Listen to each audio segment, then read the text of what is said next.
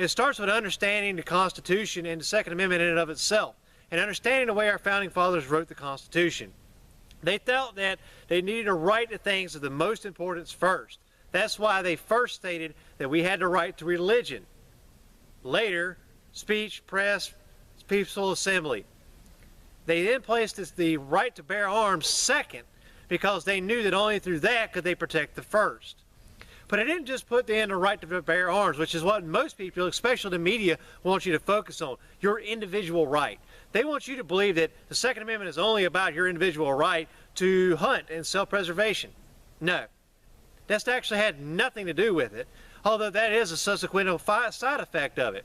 In fact, the Second Amendment states, and I quote, "The right to a well-regulated militia, comma, is necessary for the security of a free state, semicolon, the right to keep and bear arms, comma, shall not be infringed," period.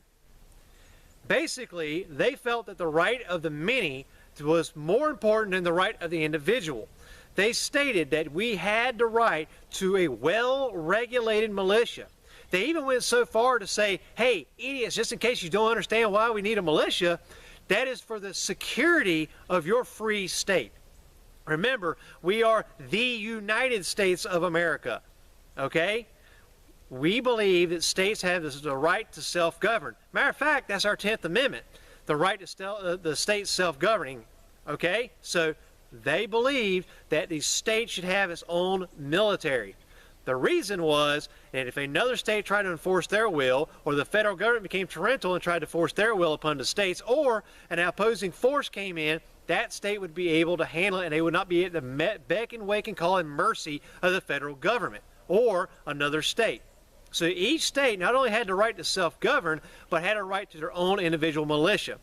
Nowadays, that is considered the National Guard, and each one of our states do in fact have a military. It is called the National Guard, although some states here recently have forgone their military and surrendered them to other states. Not a wise idea in my opinion, but that's another story and another argument for another day. So let's get down to the individual's rights. They realized that the only way for you to truly have a militia was for the individuals to be able to be armed, not just to protect themselves against roaming banditos.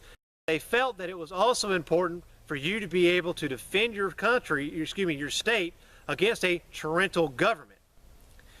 So, later, they changed this over to the guise of civil defense. Instead of it being known as a militia Minuteman, it was known as the Civil Defense Minuteman. Because the state's population had grown, the state had its own militia, and they realized that even a state could become tyrannical. So it was still, again, a check and balance.